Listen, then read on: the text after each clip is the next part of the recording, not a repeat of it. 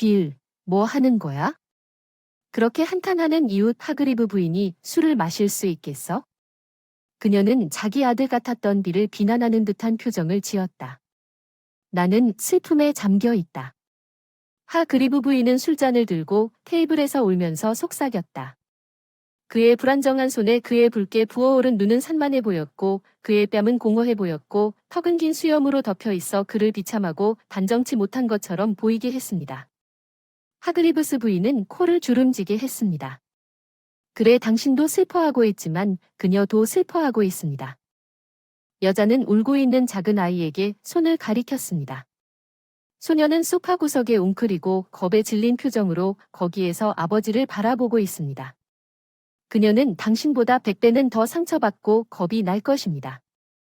그녀는 고작 6살이고 그녀의 어머니가 죽었을 뿐만 아니라 그녀의 아버지도 괴물로 변했습니다. 하어그레이브는 방중앙에 서서 화를 내며 눈을 반짝이며 어린 소녀를 향해 말을 걸었습니다. 이제 그녀의 목소리는 매우 부드럽고 온화하게 들렸습니다. 나와 함께 가세요. 에스터 아빠가 조금 나아지면 데리러 올 것입니다. 에스터가 즉시 응답했습니다. 이웃의 다정한 호소가 그녀에게 달려와 그녀의 작은 팔을 감싸 안았습니다. 그녀의 작은 눈은 희망적으로 보였지만 친절한 노부인과 당신 빌은 몸을 깨끗이 씻고 술을 끊습니다. 에스더는 잠시 동안 나와 함께 있을 것이며 당신이 가장 소중한 사람이라는 것을 기억할 것입니다. 이제 당신은 그녀에 대해 먼저 생각해야 하며 상처받고 비참한 하그리브스 부인이 어떻게 그 소녀를 데리고 떠났는지에 대해 생각하지 말고 집에는 억압적인 침묵이 흘렀습니다. 빌이 잔을 향해 손을 뻗었지만 그는 그 충동을 억제했습니다. 하그리브 부인 말이 맞아요. 에스더를 위해서라도 살아야 해요. 그 남자는 소파에 엎드려 불안한 잠 속에서 자신을 잊으려고 애썼어요. 영화에서 가족 생활이 모두 날아간 것처럼요. 여기에는 그의 사랑하는 헬렌이 아름답고 행복해요. 웨딩드레스를 입은 그녀는 그에게 당신과 나는 영원히 행복하게 살 것이라고 기쁜 마음으로 말하는데 문득 아주 최근의 사진이 떠올랐습니다. 머리에 스카프를 두른 채 병으로 창백해진 그녀가 다시 말을 하고 있었는데 이제 그녀의 목소리는 조용해졌습니다. 그리고 우리 에스더를 돌봐야 한다는 게 슬프다. 그녀를 떠나지 마세요. 그들은 이 추억의 몸서리를 치고 이번에는 며칠 후 대처하지 못한 그의 아내 앞에서 큰 수치심으로 다시 울었습니다. 그는 깨끗하게 면도하고 냉정하게 하그리브스 부인 앞에 섰습니다. 문 앞 안녕하세요. 에스더를 데리러 왔어요. 그가 흥분해서 말했어요. 오 정신을 차렸군요. 나이 많은 여자가 안경 너머로 그를 엄중하게 바라보았습니다. 들어오세요. 하지만 기다려야 합니다. 점심 후에 에스더를 침대에 눕혔습니다. 그녀는 낮에 자야 합니다. 이제 그 어느 때보다 당신과 나는 차를 마실 것입니다. 그동안 나는 그녀와 함께 도넛을 구웠어요. 나를 흔들어준 하그리브스 부인에게 감사합니다. 그들은 테이블에 앉아 조용히 이야기하면서 어린 에스더가 낡은 소파에 웅크리고 자고 있던 동안을 회상했습니다. 그게 내 아들의 모습이었습니다. 하그리브스 부인은 그 여자를 보고 너무 귀여워서 직장에서 사고를 당했다고 했어요. 인생의 의미를 잃은 것 같았어요. 내가 사는 이유를 몰랐어요. 왜 일을 하는지 모르겠어요. 빌이 저보다 운이 좋다고 하더군요. 소파에서 자는 삶의 의미. 에스더는 정확히 1시간 뒤에 깨어나 눈을 뜨자마자 곧바로 소파에서 뛰쳐나와 아버지의 무릎 위로 뛰어올라 아빠, 우리 아빠가 지금 돌아오셨다며 기뻐하며 면도한 그의 볼을 어루만졌습니다. 나는 물론 모든 것이 안정되었다고 말하고 싶지만 그것은 사실이 아닐 수도 있습니다. 때때로 빌은 다시 우울해졌고 그는 다시 술을 마시고 다시 한번 하어그리브즈 부인은 며칠 동안 에스터를 그녀의 집으로 데려갔습니다. 시간은 에스터가 지나갔습니다.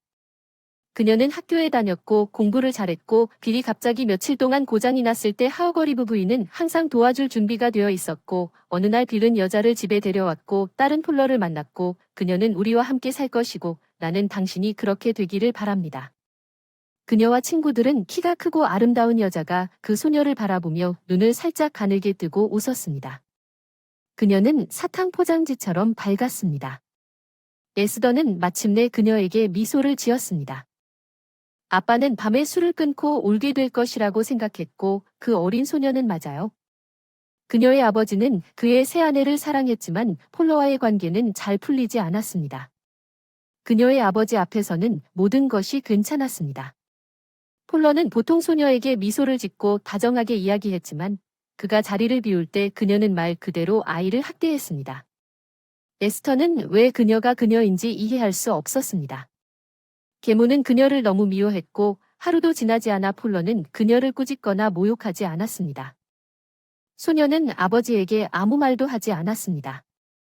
그녀는 폴러가 떠나면 아버지가 다시 아프고 그녀의 발걸음을 눈치채고 밤에 술을 마시고 울기 시작할 것이라고 생각했습니다. 딸은 뻔뻔해진 모든 학대를 보답 없이 받아들이고 때로는 작은 장난으로 에스더를 때리기 시작했습니다. 때리기가 점점 더 강해지고 고통스러워질 때 마다빌은 딸의 팔에 멍이 난 것을 알아차렸지만 에스더는 눈을 아래로 낮췄을 뿐입니다. 바닥에 눈물을 감추고 실수로 넘어졌다고 말했다. 계모가 창가에 서서 의기양양하고 도도하게 자신을 바라보고 그 사건 이후 가슴에 팔짱을 끼고 있는 것을 보았다. 남편이 에스더의 몸에서 멍을 발견한 일을 기억하는 파울라는 이제 더 똑똑해졌다. 그리고 흔적이 남지 않도록 그녀를 때리려고 노력했습니다. 어린 소녀는 창백해지고 많이 울었지만 여전히 아버지에게 이유를 숨겼고 빌은 아내에게 모든 것에 대해 물어보기로 결정했습니다. 폴러에게 뭔가 문제가 있습니다. 에스터에게 문제가 있는 것 같습니다. 쟤 왜 그래 벌 받아야 한다고 걔 무례하고 게으른 걔는 컵도 씻지도 않고 날 비웃기만 해 걔는 진심으로 대하고 에스터가 새엄마를 쳐다보는 내내 나를 늑대처럼 쳐다봐 에스더는 아버지 스탠리에게 무슨 일이냐고 폴라의 말을 들어보는 게 어때서 무엇을 원하느냐고 말했지만 그 소녀는 충격에 아무 말도 할 수 없었다. 그녀의 눈은 즉시 눈물로 가득 차 있었다. 엄마한테 가고 싶다고 소리치고는 마침내 그녀의 방으로 달려가서 아침까지 그곳에 머물렀다. 어쩌면 에스더의 건강이 견딜 수 있는 한 오래 지속되었을지도 모르지만 다시 한번 하그리브 부인이 개입했다. 그녀는 의도적으로 빌이 일하러 서두르는 것을 발견했다. 하그리브스 그 남자는 자기 이웃이 우리를 보러 오는 것을 완전히 멈춘 것을 보고 기뻤습니다. 저와 에스더 둘 다 정말 당신을 그리워하고 있습니다. 아, 저번에 당신의 아내를 알아보고 에스더와 이야기하려고 들르려고 했지만 그렇죠. 그럼 난 집에 가야만 했고 빌이 어쨌든 나를 믿지 않을 거라고 말하면 직장에서 일찍 집에 오는 것이 좋을 텐데 에스더가 학교에서 집에 돌아올 때 모든 것을 눈으로 직접 볼 수 있을 테니 빌이 가는 길에 있는지 궁금했습니다.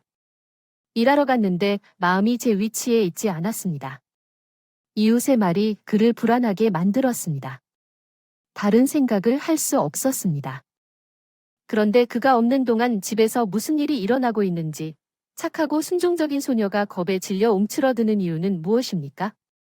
그리고 학교에서 더 나쁜 것은 폴러가 에스터가 바보라고 말하지만 그녀는 항상 학교에서 칭찬을 받았던 것은 아니라고 그 남자는 그날 조금 늦게 에스터가 학교에서 거의 집에 오지 않았을 때 계모가 손에 젖은 수건을 들고 그녀를 문 앞에서 마중 나온 줄 알았습니다. 잘 들어와 불쌍한 그녀가 위협적으로 씩씩대니까 넌 엄마한테 가고 싶구나 기회를 줄게 아마 거기서 널 기다리고 있을 거야 이 배은망덕한 새끼야 그녀는 젖은 수건으로 소녀의 등을 때렸어 분노에 찬 에스더는 고통스럽게 비명을 질렀다. 그 순간 문지방에서 빌의 목소리가 들렸다.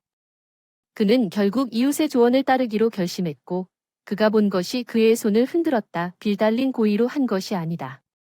그녀는 단지 나를 미치게 만들었다.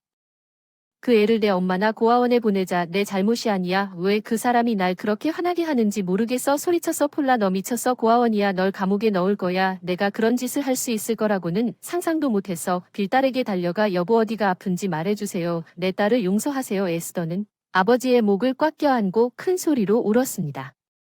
그동안 울지 못했던 눈물이 눈에서 쏟아져 나왔습니다.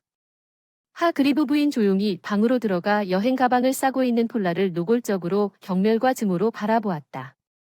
너 같은 놈들은 감옥에 가두거나 평생 사회에서 격리해야 한다. 그녀는 에스더의 계모에게 말했지만 그 여자는 그저 웃기만 했다. 돌보는 것은 내 의무가 아니다. 다른 여자들의 자식들인데 왜 그 사람과 결혼한 거야? 그 사람한테 딸이 있다는 걸 알면서 나이든 여자를 원망하지 않았어? 너 정말 그렇게 멍청한 거야. 난 결국 빌을 설득해서 그 여자를 기숙학교에 보내야겠다고 생각했어. 나가라고 남자가 소리쳤어. 여전히 그 소녀를 그 사람 가까이에 계속 안고 있고 그렇지 않으면 나는 나 자신에 대해 책임이 없습니다.